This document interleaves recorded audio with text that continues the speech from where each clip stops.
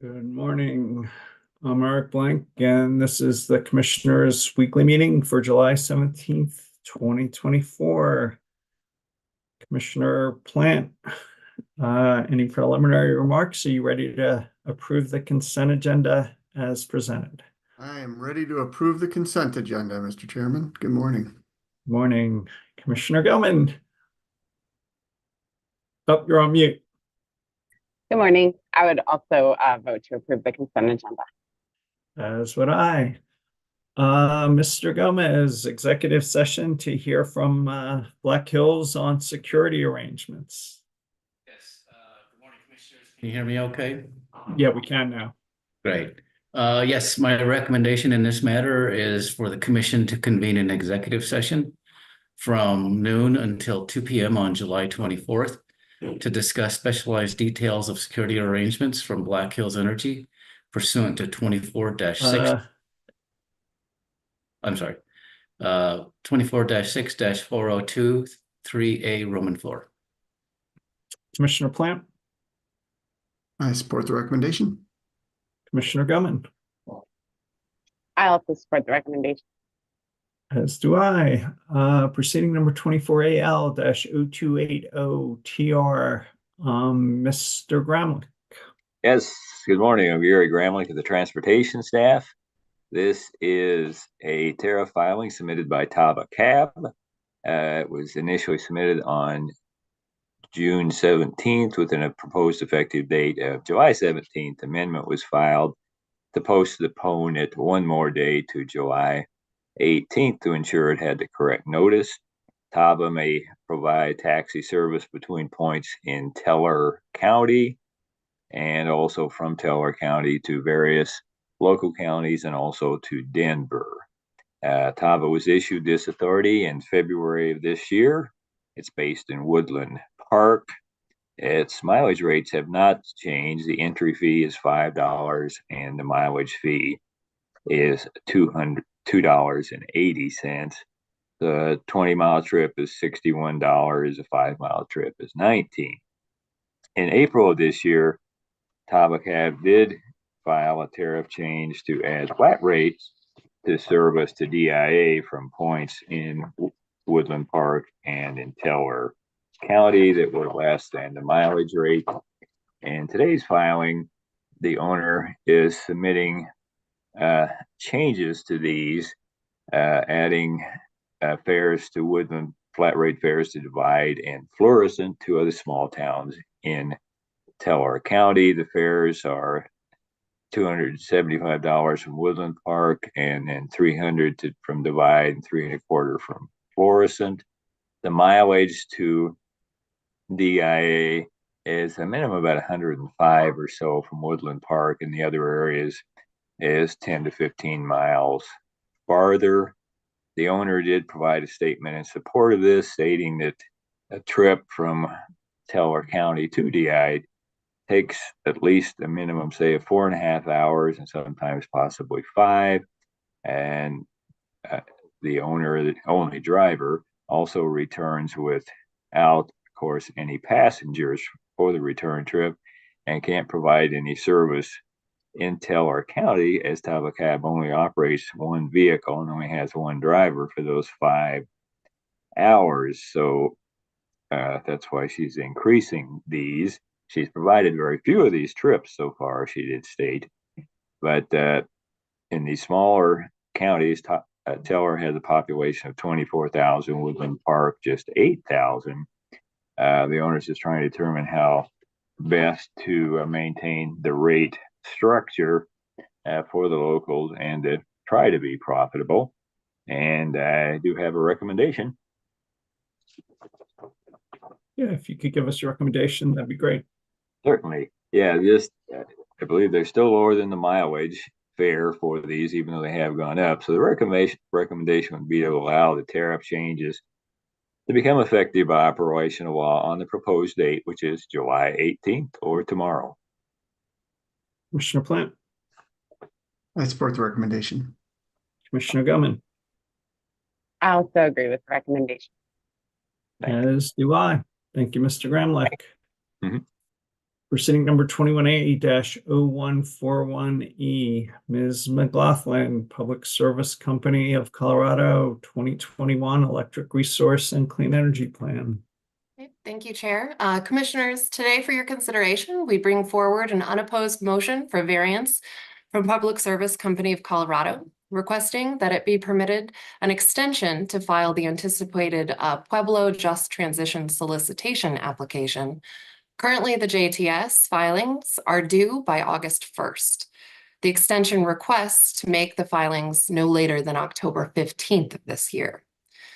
While the Public Service Electric Resource Plan proceeding is an extensive case, by way of relevant background, through its April of 2022 settlement filings, considered in phase 1 of this proceeding, the company and settling parties included that they anticipated commencing the JTS by June 1st of 2024. Among many other decision points in the phase 1 decision, the Commission approved this June 1st, 2024 filing date. Earlier this year, in April of 2024, Public Service filed a first request for extension to file the JTS no later than August 1st. In seeking this initial extension from June to August of this year, the company included that it was making necessary updates to include phase 2 determinations and to meet the Commissioner's expectations, finalize key proposals, including stakeholder processes ordered through the course of phase 2. Before you today is an unopposed request to extend the filing to October 15th of 2024. The company includes that the delay is necessary because there have been changes in implementing the Clean Energy Plan. The company states that multiple geopolitical dynamics, including solar tariffs and supply chain challenges, exist. It states that the Commission, if the Commission approves the extension, it will file an update with these concerns within 30 days and will include comprehensive view on the next steps and help lay further foundation for the Pueblo Just Transition solicitation. Before you today, therefore, is just whether to approve the unopposed request to extend the filing date to October 15th. Advisors and counsel do not have significant concerns with the limited and unopposed extension proposed here, recognizing that further delay past mid-October may be of concern. So for your consideration, we would therefore recommend granting the unopposed extension. Well, I don't have any problems with the unopposed extension, but it looks like they're contemplating price and cost increase, which do cause me a lot of concern. So I'm really nervous about what's going on here. And it sounds like they may be trying to renegotiate things. So I would just say this filing causes me a lot of angst, even though I don't object to the extension. I don't know, Commissioner Plant, thoughts, comments, fears, concerns, angst. All the above. Yeah, I support the request for the extension. Commissioner Gilman. Yeah, likewise, I support the request for the extension, which seems like a relatively simple maneuver here. But I share some of your concerns and what's implied here and kind of the impacts to the ERP process. I understand there can be changes from here to there, but I think the implication was rather major. And so hopefully we don't see major changes coming up. And this seems to be a somewhat reasonable extension. But I also worry past that extension that we not get ourselves into trouble with timing of the interim ERP and the wrap that it's intended to address. So I think fine for today, but we'll await the next filing to get more understanding what's happening there in the ERP. So I guess, Ms. McLaughlin, that can be a simple ABC decision, granting the unopposed motion and waiving response time. Thank you. Proceeding number 24AL-0282E, Public Service Company of Colorado, TCA filing regarding distribution system investments. Ms. McLaughlin. Okay, yes, still Erin McLaughlin, Commission Counsel. I'm joined by Becky Quintana filling in for Ron Davis today. Before you on this item is an advice letter protest and responding filings between Public Service and staff at the Commission. By way of background, this advice letter effectuates prescriptive requirements in statute under 40-2-123.5 sub 4 sub D, which were added in Senate Bill 24-218. The statutes require the company to file within 30 days of the statutory effective date to recover costs associated with 2024 electric distribution system related activities and investments from the effective date of the bill of May 22nd through December 31st of 2024. By statute, the company will then file in November of this year another advice letter that addresses 2025 activities and investments for commission consideration.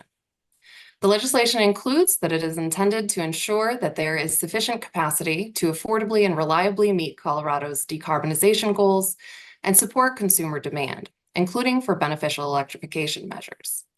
The company includes that it anticipates over 300 distribution projects and programs, as well as numerous public policy goals that are advanced by the filing, including to facilitate customer interconnection and distributed energy resources like solar and electric vehicle charging, lower the cost of infill and affordable housing, and support state climate and air quality goals. The statutes here limit recovery for this initial filing to 0.5% of retail revenue and require that any amount recovered are ultimately subject to prudency review and true-up reconciliation. Despite a larger amount potentially at issue in that future process and the November filing addressing 2025 amounts, the amount therefore included here is $17.1 million, with an anticipated TCA rate impact on average customer bills of $1.12 and $1.36 for commercial customers. The company includes that Senate Bill 24-218 recognizes the balance of proactive investment in the distribution system and timely cost recovery as critical to support the clean energy transition.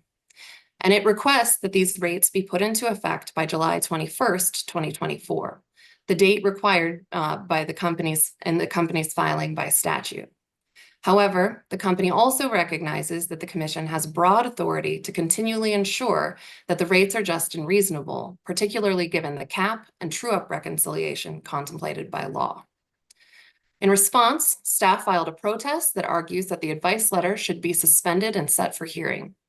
Staff raises concerns with a number of items, including the sufficiency of support given the lack of testimony, apparent disconnect between capital additions and rate base, questions on the company's calculation of the rate cap, questions regarding the revenue effect and total annual revenues collected, and concerns given that no rate calculations or billing determinations were provided concurrent with the filing. The company subsequently filed a response to staff's protest. The company iterates its discussion regarding the statutory directives here and claims it gave sufficient information to staff prior to the filing. It continues to argue that suspension is not appropriate given the balance of timing provided in legislation.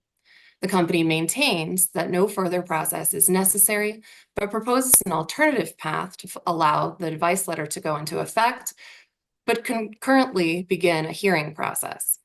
The company also includes further detail and information regarding and clarifying the filing and its calculations in response to staff's concerns.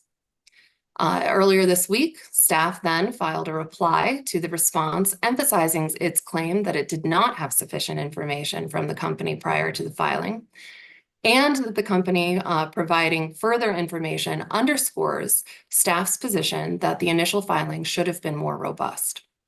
Staff also disagrees that the statutes absolutely prohibit the Commission from suspension, but does not go further to address the statute's balance of policy goals, timing, and financial backstops included in the true-up process, also included in statute. Staff further raises that it is concerned that allowing this filing to go into effect based on the filings here could have precedence for future TCA filings. So Commissioners, I would note that this is a truly unique statute and process, and whatever the Commission decides here is certainly not typical of a TCA advice letter filing considerations generally. I'm prepared to make a recommendation, but with that background, I'll open it up for your discussion. Yeah, I'll jump into this first and just say I'm struggling with it. Under normal commission practice, I would agree with staff that the company's proposed more than $600 million in distribution investment filing is generally incomplete, inadequate, internally inconsistent, and raises more questions than it answers. As the company convincingly argues, however, Section 4 of Senate Bill 24-281 moves us away from our standard practice and towards an alternative statutory approach with the goal of quickly moving forward with expanded distribution system investment.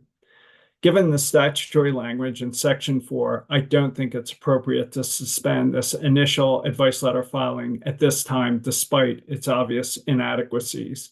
The legislature appears to have wanted us to quickly expand distribution investment, including in 2024, and that would not be possible for timing reasons if we suspend this TCA increase request.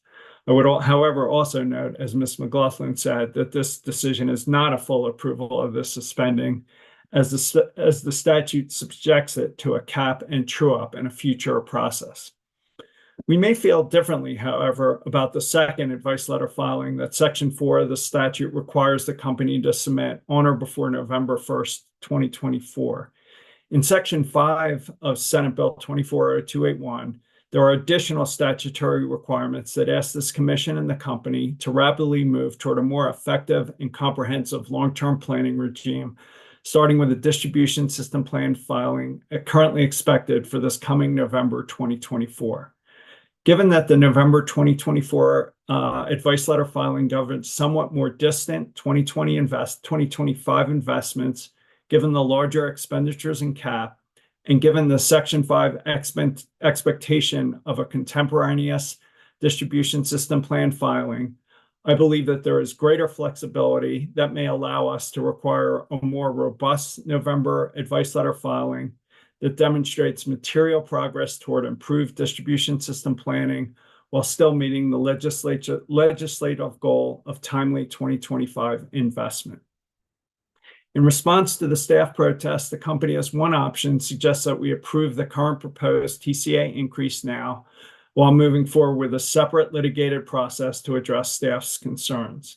Given their November advice letter filing and the amount of time it would take to conclude a fully litigated process, I don't think that's a sensible path forward.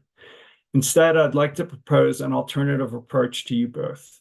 I'd suggest that we do an ABC order in this case before July 21st that lays out the flaws and inadequacies of the company's filing under normal PUC practice, but nevertheless approves the requested TCA increase given the language of Section 4 of the statute, again, subject to the cost cap and subsequent true-up process. Reading Sections 4 and 5 together on an integrated basis, I'd also like to suggest that we open an M docket in a separate order, either today or more likely next week, that asks staff to propose within 3 weeks of that M docket order the information it would like to see in the company's November 2024 advice letter filing. I'd then give the company and other stakeholders three weeks to respond. The goal would be to use this abbreviated MDocket process to provide clearer guidance about what would be required in the November advice letter filing. This approach would read Sections 4 and 5 of the statute on an integrated basis and seems appropriate given the larger rate caps associated with the November filing and the additional time available for the 2025 distribution system investments. For me, if the company delays or otherwise fails to file a meaningful distribution system plan in November that complies with Section 5 of the statute and simultaneously serves up another incomplete or inadequate advice letter filing, then reading Sections 4 and 5 together, I may choose to vote to suspend that November 2024 advice letter filing. So that's where I'm at. A lot to chew on, but really curious to see what you guys think. So, Commissioner Plant. Yeah, no, I think that's a really good plan going forward. I was concerned as you mentioned with some of the deficiencies that were obviously included in this advice letter and that staff brought up. But similarly, I feel as though moving forward with the current advice letter is probably more in line with the legislative directives and the legislative intent. But I do think we need to clear up those issues and make sure that the November filing includes enough information that staff and other intervening parties can make a good determination for their recommendations to us. I was kind of struggling with what's the process that would get us there in time without dragging this out too long. And I think that the M-Docket solution is probably a real good one. So everything you propose there makes a lot of sense to me. So I would support that. Commissioner Gilman, I know you were hearing Commissioner in the distribution system planning case, and really curious to hear your thoughts and what you think we should be doing here. Yeah, thanks. And this is an issue we spent a bit of time in as well in a separate proceeding where we're looking at the barriers to beneficial electrification and DER deployment, where I issued an interim decision and identified several non-capital improvements that I think are necessary to the company's planning and communication processes to ensure that customers can be served in a more timely manner and avoid the sorts of complications we're seeing with getting new load served. But I recognize, given the statute and the truncated process that it clearly contemplates, it seems as though we're kind of forced to take on this decision with very little information about the projects or about, in all honesty, how they were prioritized, picked, if they will actually, improve the timeline for energization. It looks like the majority of them, based on the advice letter, are not tied to electrification or DI community improvements.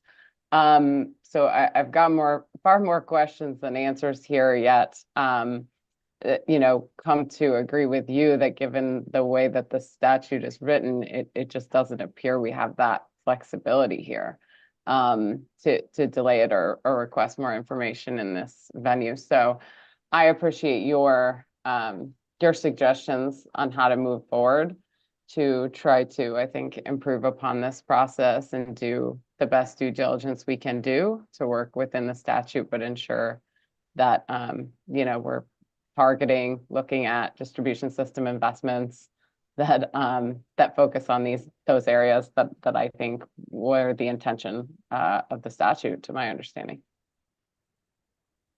So I guess, Ms. McLaughlin, that's an ABC order expressing, echoing staff's concerns and the problems and the inadequacies of the filing, but acknowledging that the statute doesn't give us the flexibility, given the timing constraints, to do anything to really suspend the advice letter filing. And then I think why don't we open up an M docket in a separate ordering, and I'd propose a TBC process. And if we can't agree or there's unresolved issues with that process, we'll bring it back next week or the following week. Does Commissioner Plant, does that make sense to you? And do you have additional comments on what Commissioner Gilman said? Yeah, no, that all makes sense to me, and I appreciate Commissioner Gilman's comments, because I was wondering how this may be aligned with the things that she was hearing in her docket. The only other thing I wanted to add was, one of the concerns raised by staff was that this would set some sort of a precedent, and just to have some language in this order that establishes that this does not set a precedent. We're trying to figure out what the process will be going forward, and so we're absolutely not setting a precedent, and just make that clear within the order. And I'd also, Ms. McLaughlin, echo and strongly agree with Commissioner Gilman's comment that,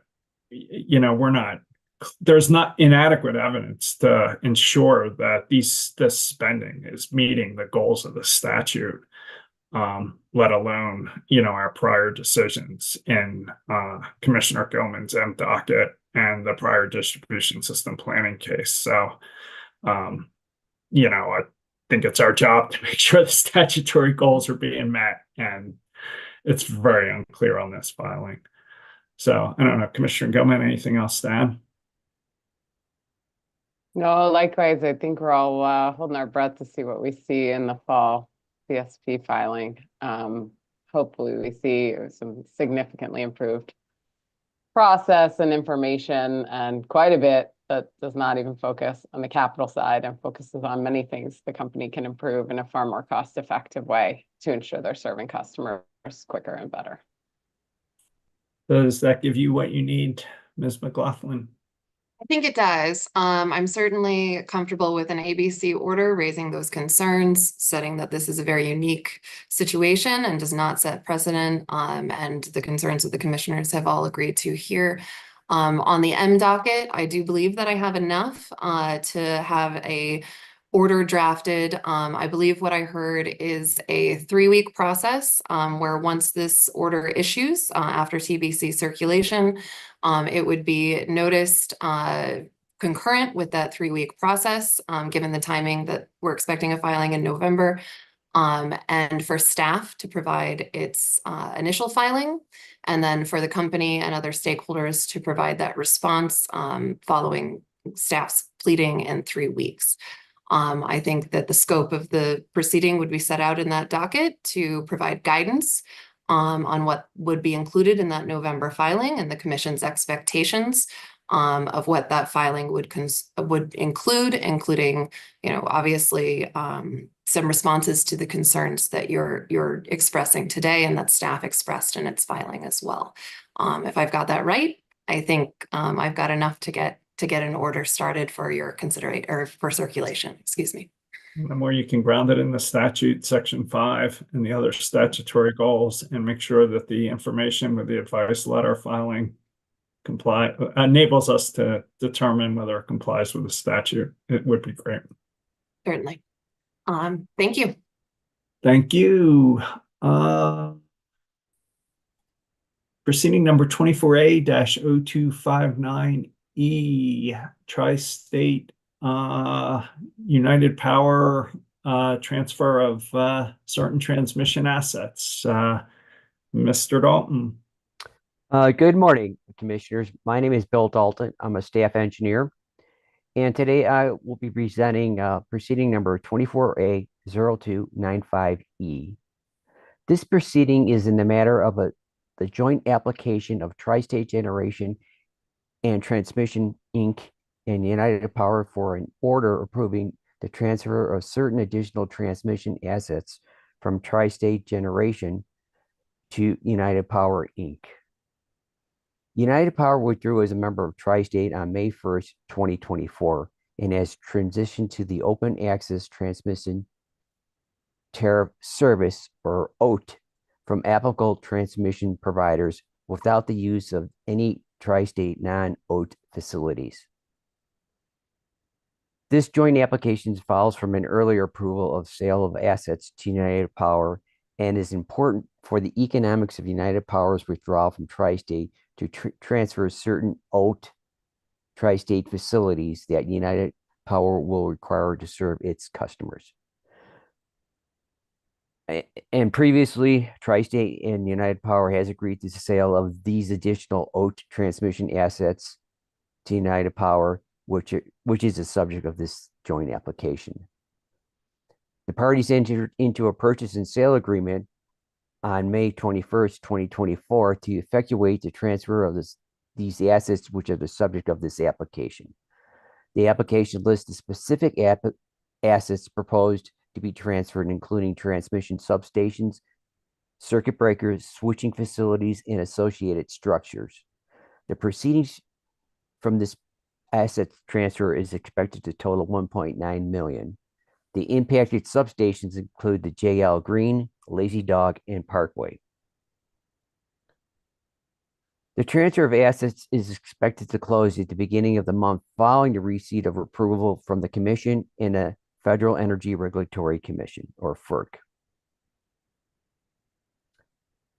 Interventions, none as of July 12th, 2024. No public comments or complaints have been filed in this proceeding. Thus, the application is unopposed. This application is similar to the application filed in proceeding 23A0607E to transfer certain transmission assets from Tri-State to United Power upon United Power's departure from Tri-State. Information provided by the applicants in this instant proceeding satisfies the proposed transfer is in the public interest and will not impact United Power's ability to utilize the transmission assets to deliver safe, reliable, cost-effective power to its members. United Power does not anticipate an impact to its members from the transfer. It simply effectuates United Power's access to the bulk electric system. At this time, I'd like to pause if there are any questions. If you want to give us a recommendation, that would be greatly appreciated, and then we'll come back with questions, comments, or a vote. Okay. Staff recommends approving the request to transfer of transmission assets from Tri-State to United Power. Commissioner Plant, I agree with the recommendation. Commissioner Goman, I also agree. as do I, and I just would like to add my appreciation to Tri-State and United Power for finding a way to work out their differences among themselves and not looking to us or others to decide it. So thanks, Mr. Dalton, for the clear presentation. Greatly appreciate it. You're welcome. And that Thank could you. be an ABC decision, deeming the application and complete and approving it. Okay, thank you. Thank you. Proceeding number 24M-0173E, Mr. Gomez, the April 2024 windstorm and public service power shutoffs. Yes, good morning again, commissioners.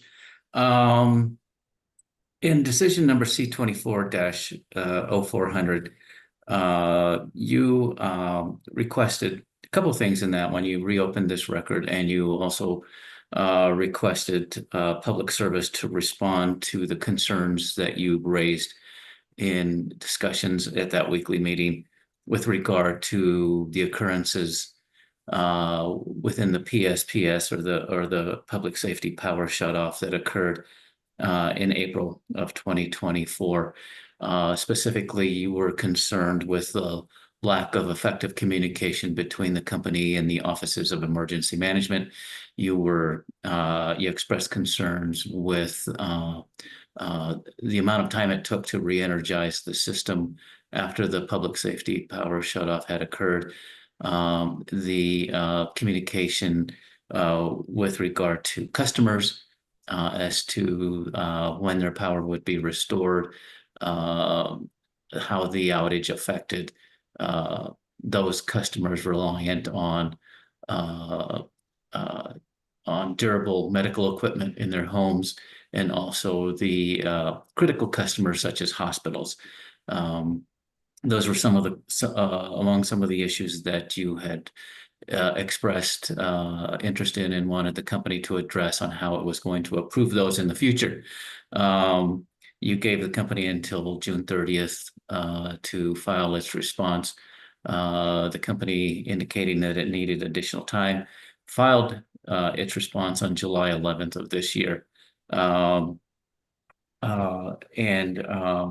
So basically, in that response, the company did address at different levels and with some responses more complete than the others, the information that you requested. The company did indicate that it's working to improve communications with its customers, went through the processes that it's doing to improve that, including launching a public-facing web content with up-to-date information, more user-friendly maps, which is another concern that you had expressed, that the company provide up-to-date and accurate maps as to the location of the PSPS and who it would be affecting.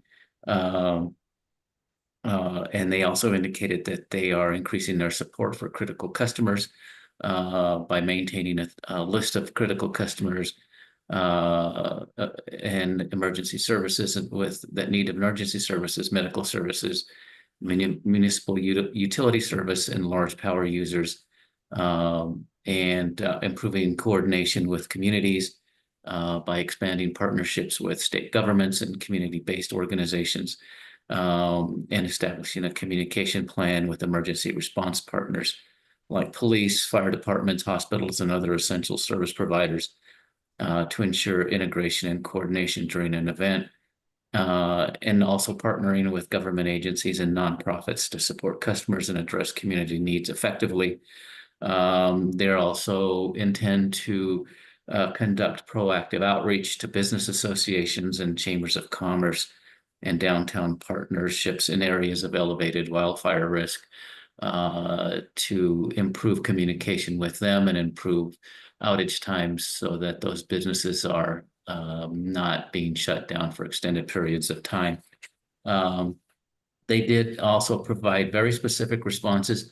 Like I said, some more detailed than others in with regard to the request that you made for additional information.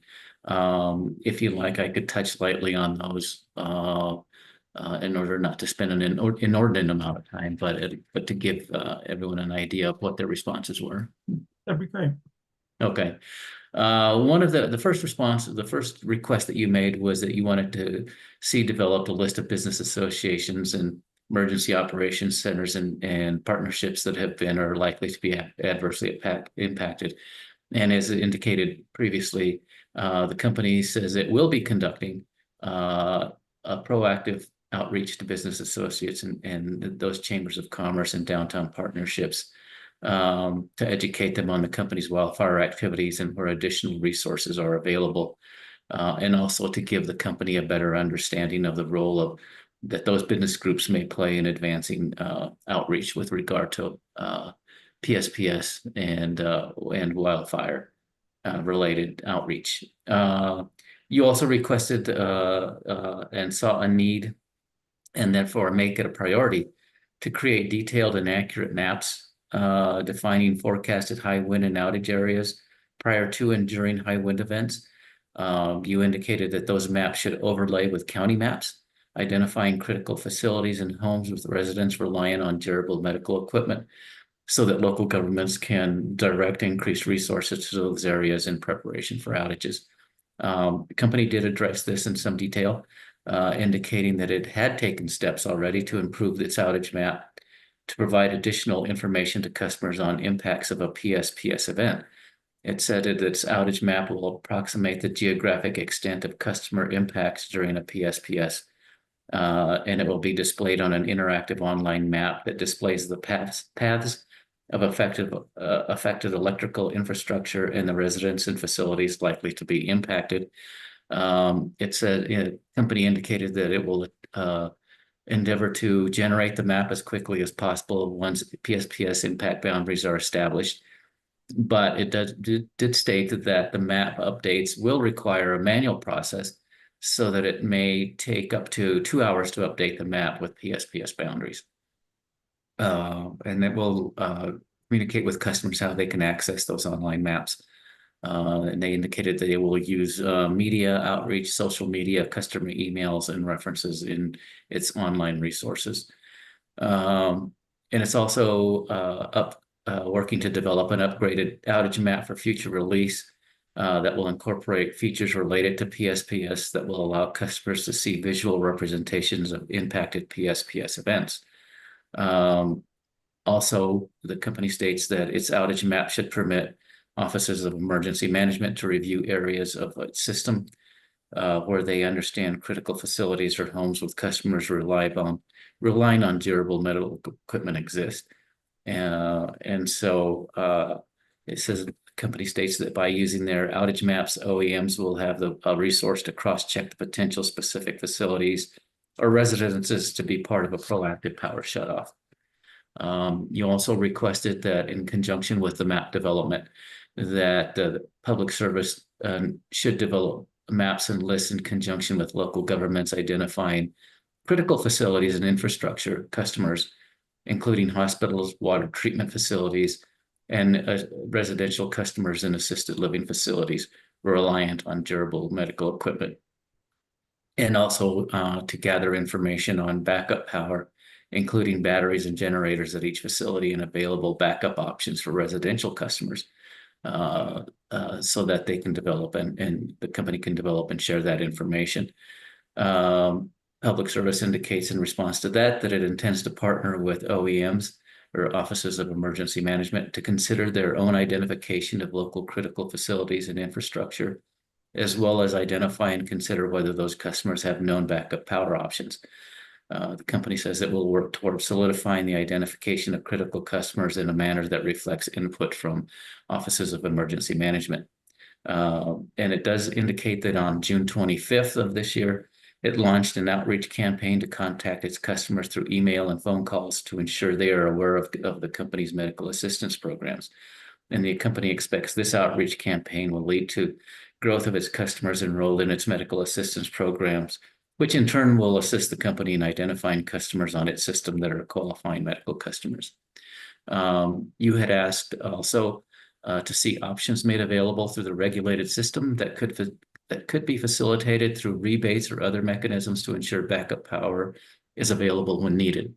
Public Service states that in its 2025 through 2027 wildfire mitigation plan application, it's introducing a new rebate offering called the PSPS Resilience Rebate for certain residential customers to assist their procurement of backup power resources.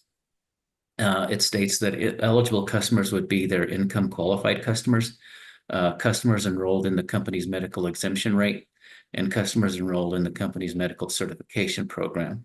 The rebate will encompass battery energy storage systems and vehicle to home charging equipment to assist in the mitigation of outages experienced during PSPS and wildfire events.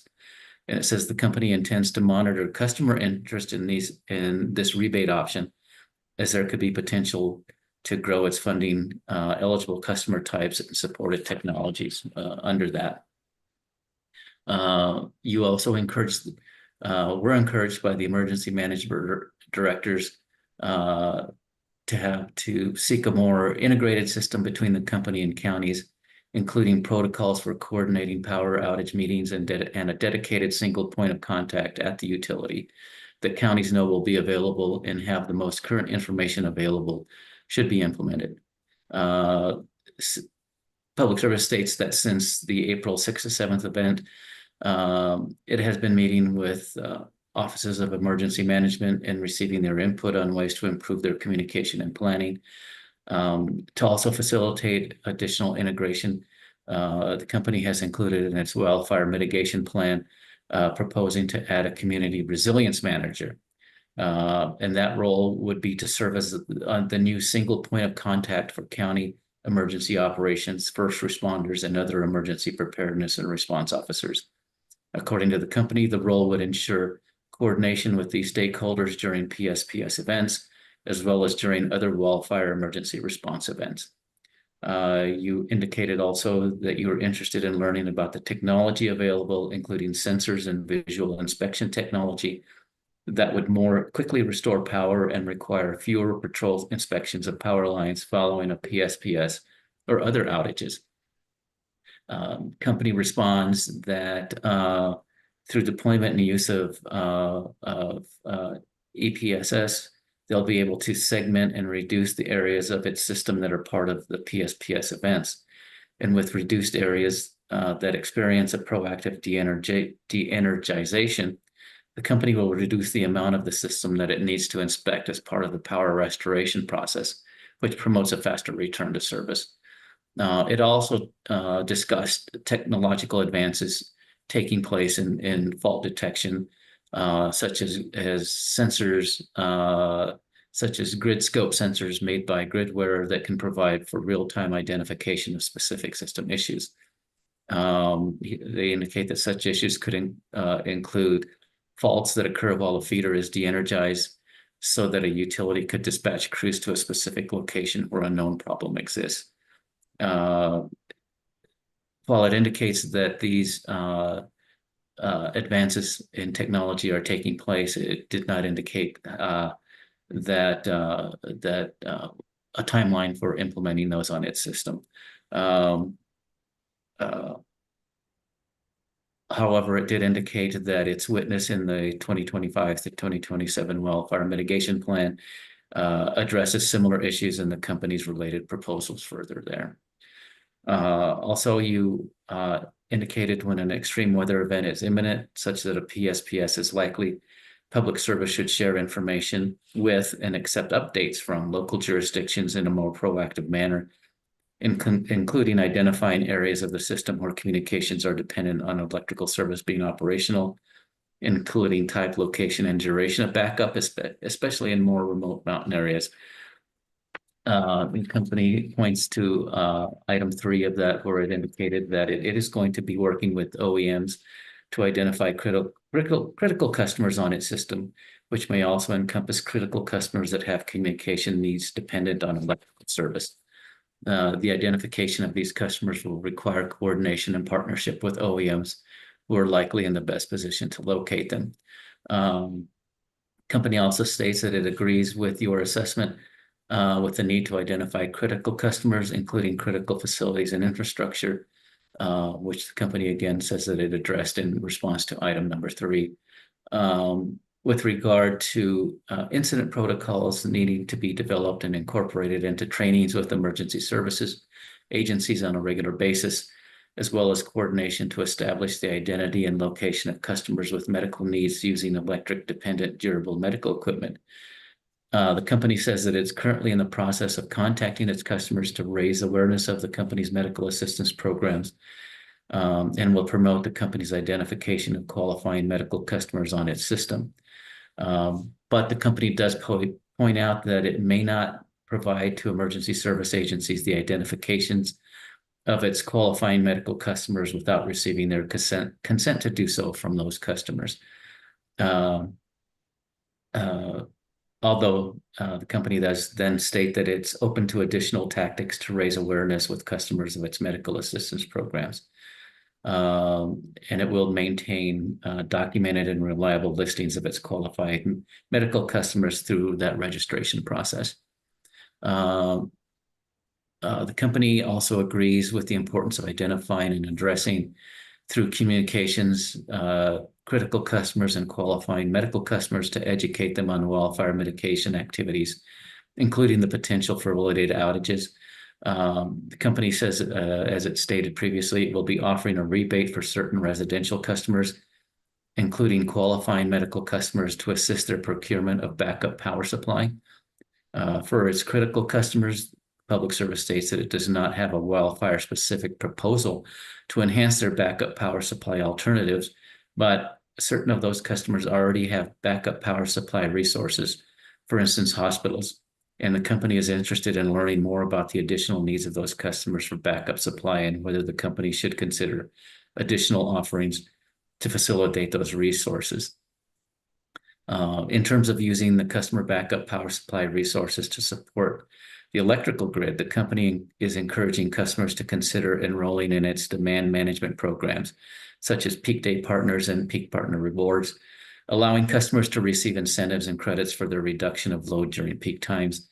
The company is also considering opportunities to combine into its wildfire mitigation plan communication and engagement information related to demand management programs to assist customers in reducing the cost of implementing backup power supply resources. Also, you indicated that prior to the occurrence of a PSPS event, written and widely disseminated communication plans should already be in place. Public Service responds that it has developed an education and outreach strategy to deploy prior to PSPS and wildfire emergency events. And in addition to that, it plans on making outbound telephone calls, emails, and text messages to the customers that are expected to be affected by a PSPS event and other pertinent stakeholders. And again, it plans to publicize that through media outreach, website updates, and social media posts. And a geographic information system map of approximated and forecasted PSPS areas will be available through those methods.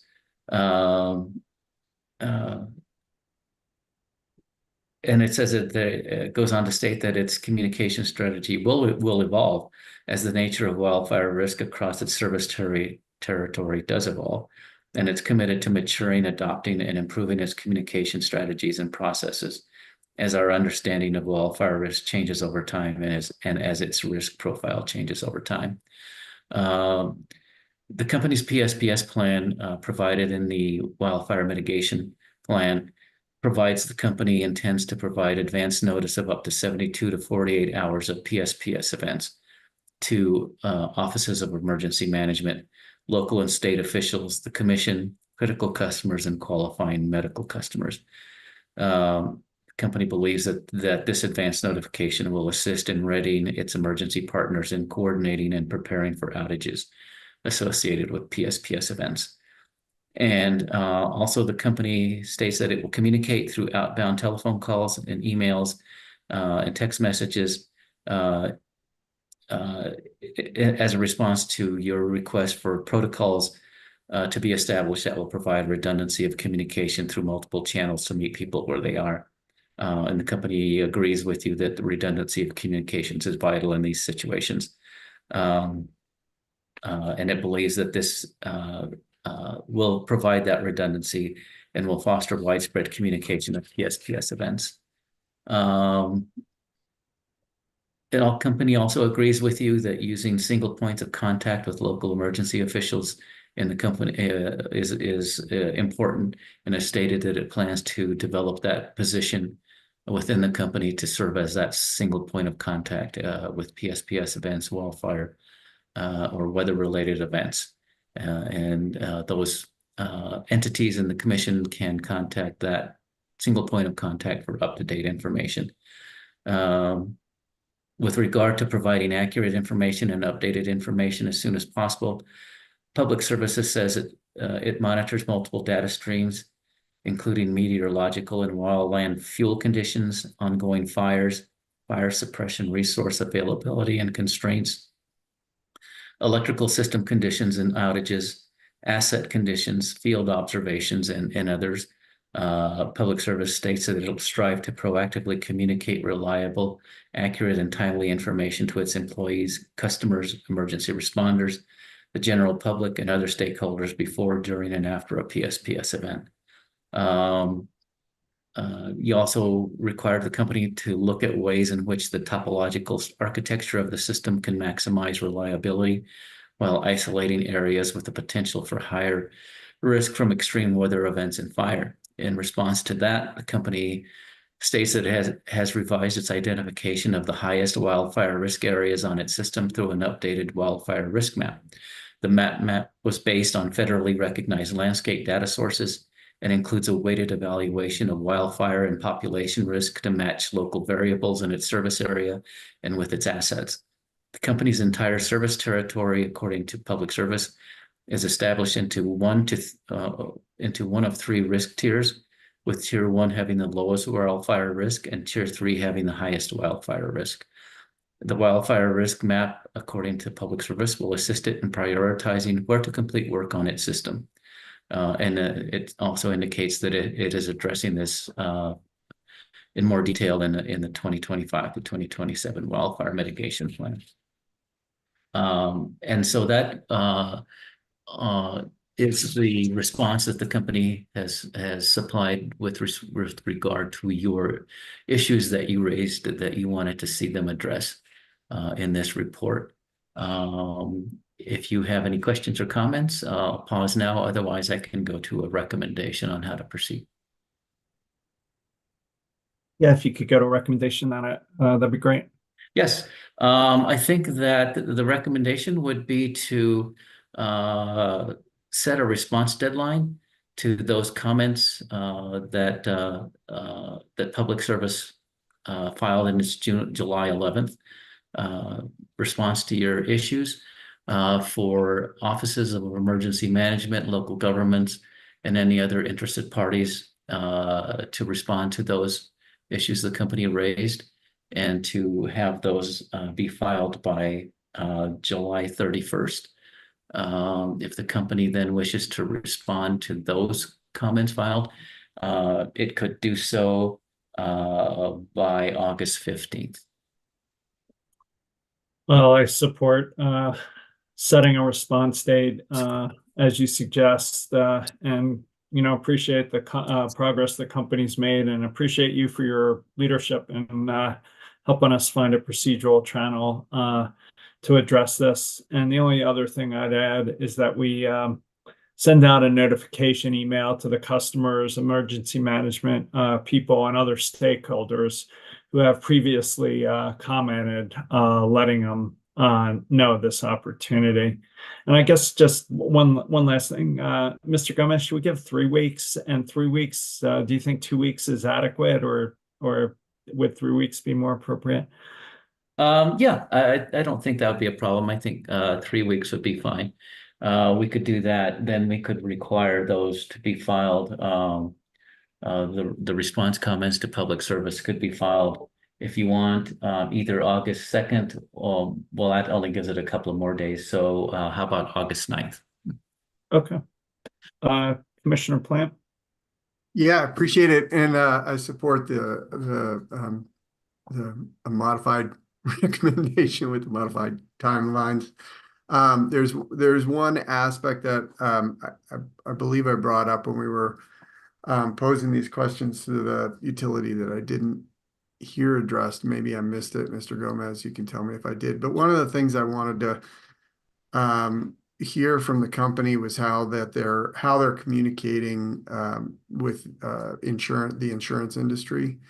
It seems to me that for utilities that are providing this kind of wildfire risk reduction, the insurance industry may be interested in including that in their risk analysis as they're developing insurance rates. I think Colorado's experiencing some of the highest increases in insurance rates in the entire country, largely due to wildfire risk. And I'm wondering if there's a way in which the company can communicate these actions that they're taking, the actions that we're taking in order to institutionalize a process and recognize that within the risk analysis that's being done for homeowners in their territory and business owners as well.